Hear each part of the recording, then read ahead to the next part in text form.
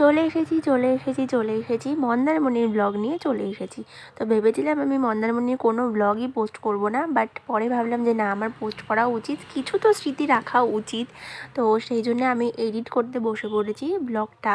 তো প্রথমেই বলে রাখি, আমি এই ফার্স্ট টাইম বাড়ি থেকে কোথাও ঘুরতে যাচ্ছি, মানে সমুদ্র দেখতে যাচ্ছি। এর আগে আমি কোনো জায়গায় ঘুরতে যাইনি, একেবারে যাইনি বলাটা ভুল, আমি গেছিলাম কিন্তু সেটা অনেক ছোটোবেলায়, তো তখন আমার কোনো মেমোরিজও নেই আর কোনো কিছু মনেও নেই। তো সেদিনকে আমাদের হঠাৎই প্ল্যানিং হয়েছিল, এটা পুজোর পর, যে আমরা সবাই মিলে মন্দারমণি যাব।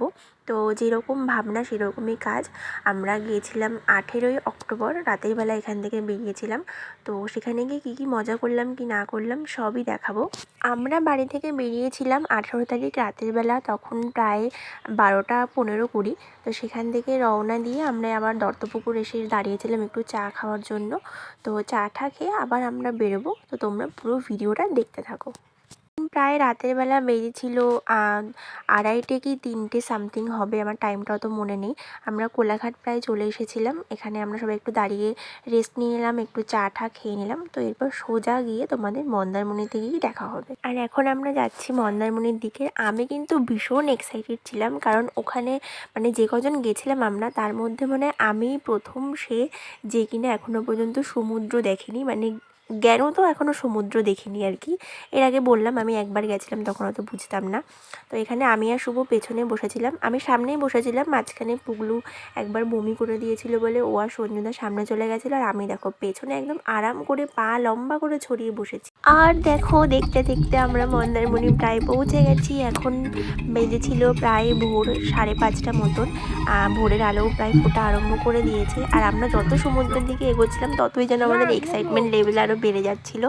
আর আমরা এখানে পৌঁছেও গেছি। তো এখান থেকে আমরা একটু গাড়ি থেকে নেমে মানে বিচের ধারে গেছিলাম ঘোরার জন্য। আর আমি যে কী ভীষণ মজা পাচ্ছিলাম, মানে সেটা আমার থেকে বেশি আর কেউ জানে না, কারণ এটা আমি ফার্স্ট টাইম ভিজিট করছি কোনো সমুদ্রে। তো পুরো ভিডিওটা তোমাদের দেখাবো আমরা কীরকম বাওয়াল করেছি ওখানে গিয়ে। Hello baby, good morning. আর এই ভোরের টাইমটা সমুদ্রটা যে এত সুন্দর লাগছিল, একদম মানে শান্ত চারিদিকটা, শুধু সমুদ্রের ওই আওয়াজ, মানে আমার যে ফিলিংসটা কী হচ্ছিল সেটা একমাত্র আমিই জানি। তোমরাও দেখো।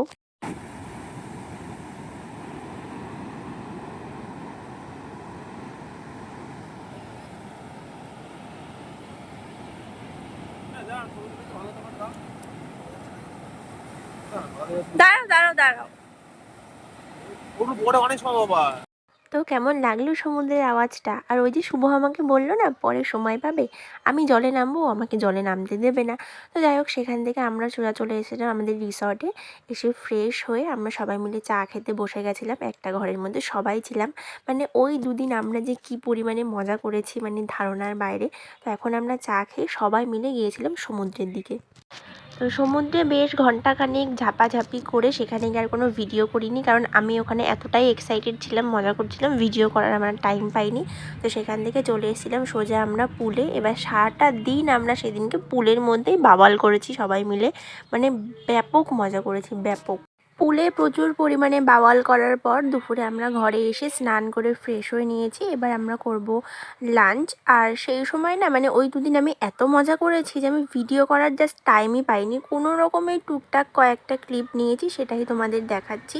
এই দেখো, এখানে আমাদের লাঞ্চ, দুপুরে লাঞ্চে ছিল ডাল, আলু পোস্ত, পমফ্রেট মাছ আর ভেটকি মাছ। তো চলো খেয়ে দিই নি। তারপর দুপুরে খাওয়া দাওয়ার পর একটু রেস্ট নিয়ে সন্ধ্যাবেলা আবার একটু বিচের সাইড থেকে ঘুরে এসে আবার আমরা পুলে নেমেছিলাম। দেখো, দীঘায় যেরকম চারিদিকটা জমজমাট ঘোরার জায়গা, সেরকম তো আর মন্দারমণিতে নেই। মন্দারমণিতে মেন ব্যাপার হলো ওই পুলেই যা মজা হয়, বিচে সেরকম কোনো আনন্দ মজা নেই। ওই যাই হোক, দিনের বেলা যেভাবে সবাই একটু লোকজন নামে সমুদ্রে, তাছাড়া কিন্তু সন্ধ্যার পরে ওখানে ম্যাক্সিমাম জায়গায় অন্ধকার হয়ে যায়। সেরকম একটা দোকানপাট বিচের সাইডে বলতে গেলেই নেই। তো ম্যাক্সিমাম ওখানে যা মজা সেখানে পুলেই। তো আমরা আবার সন্ধ্যাবেলা পুলেই নেমেছিলাম। তো এটা ছিল মন্দারমণির প্রথম দিনের ব্লগ। দ্বিতীয় দিনের ব্লগটাও আমি খুব তাড়াতাড়ি আপলোড করব। ততক্ষণে তোমরা অবশ্যই আমার চ্যানেলে চোখ রেখো। টাটা।